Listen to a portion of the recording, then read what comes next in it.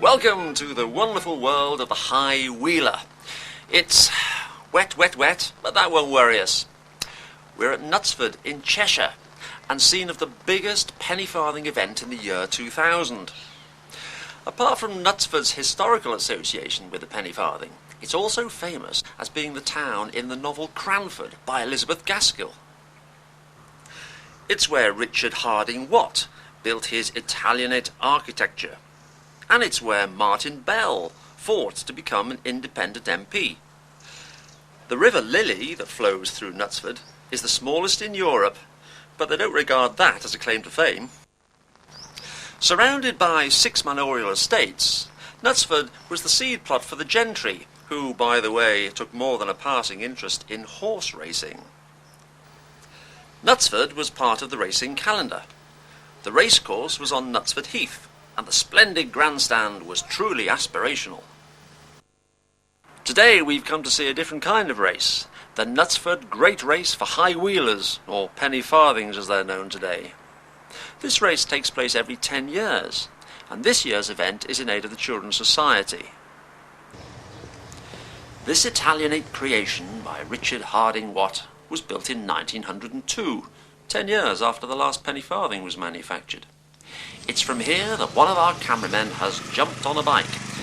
His camera's sitting on the handlebars, so you could say we're in for a bike's eye view of the course. These competitors are limbering up before the race. We seem to be catching them up, but in the race proper we'd be left for dead. The circuit is triangular, and this leg will be one of the fast sections during the race. To our right, behind the bales, is the pit stop area, which will be all of a buzz once the race begins. With very few exceptions, these beautiful machines are over 100 years old, and, like any machinery, some of their parts will fail and need repairing. Most of the owners are skilled mechanics, and they furnish their own repairs.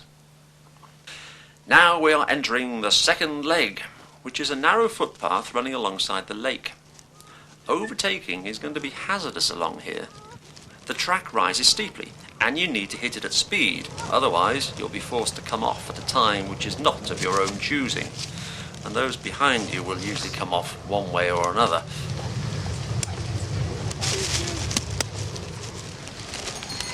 Actually, our man has kept going. He's around the corner, and if he's got any energy left, he can go flat out along this fast stretch. The railway embankment is on the left, and Knutsford Moor is on the right. The riders will make the most of this section to accelerate and overtake the slower riders before they have to inevitably reduce speed for a river corner. The fast riders will hit the bend on the widest possible arc, and the reckless will end up in the River Lily. Well, having covered 668 metres, we're back at Swinton Square, thankfully all in one piece. The only way they had to make the velocipede faster was to increase the size of the front driving wheel. To save weight, they made the rear wheel smaller. As a result, the penny farthing nearly comes up to my chin. Braking is by means of applying pressure to the pedals.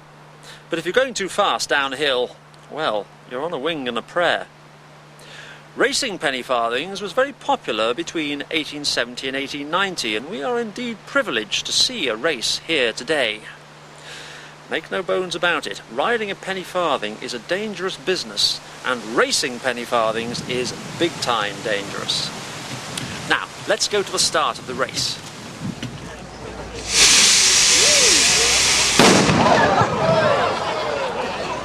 Hello, ladies and gentlemen. Thanks to Mr. David Fell.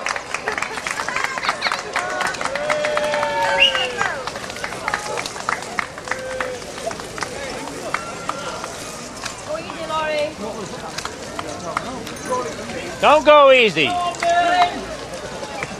Okay, Marilyn. This is slow race, Marilyn. Okay, Pete. Go, Patrick. You've probably noticed that everyone has started as if it's a leisurely afternoon out. That's because it would be too dangerous for a crowd to race along this narrow path. 10-year-olds accepted, they are under instruction not to start racing until they have passed this stretch, climbed the hill and made it around Railway Corner. Keirstone Brown is a 10-year-old solo rider. Here comes Nicky Armstrong and John Tomlinson. Paul Knight in orange with Robert Knifax, followed by G. Pearson and Jim Brailsford, Alice Huntington and Geoff Summerfield, Tony Huntington, Ian Dunning and Lorenzia Hofstetler, Jay Whitfield, Steve Pickering, followed by Lionel Ferris.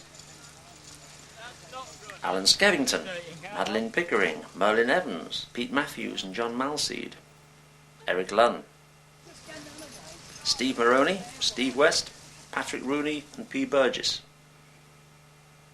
Willie Bugg, Tim Gunn, and taking it easy at this stage, Vincent Priestley. Now they're on the second lap, and John Tomlinson, who has the classical style of a racing cyclist, is setting the pace. Going back to Victorian times, this photograph shows how they worked to extract every last fraction of motive power. We're now going to follow John for a couple of laps, so you can see how it's done.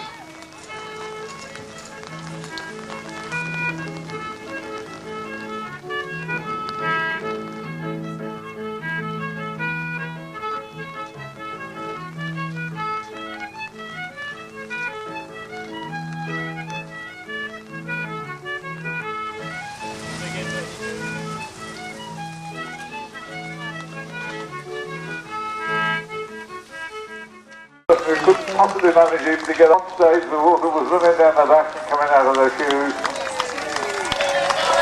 Come on, get the chair, keep them happy.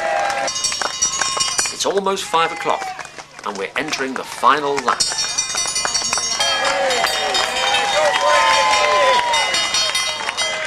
And there we are on the final lap. I can hear the bell going.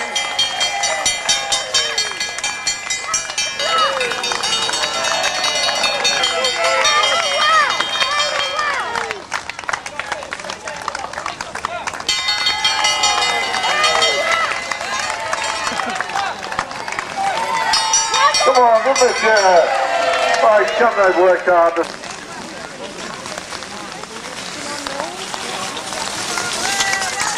And now they'll be crossing the finishing line for the last time. Well, if Nicky and Jim have both done the same number of laps, then it's Nicky Armstrong at the line. Thank you, got his eye on you, miss. Got his eye on you, miss.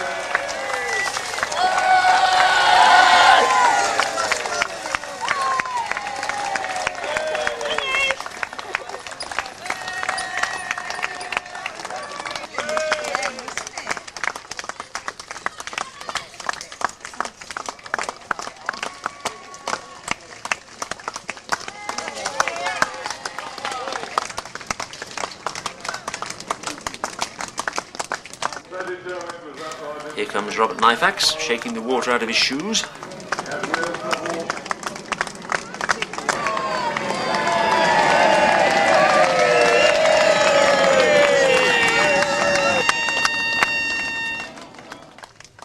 Mr. and Mrs. Pickering, giving us a nice finish here.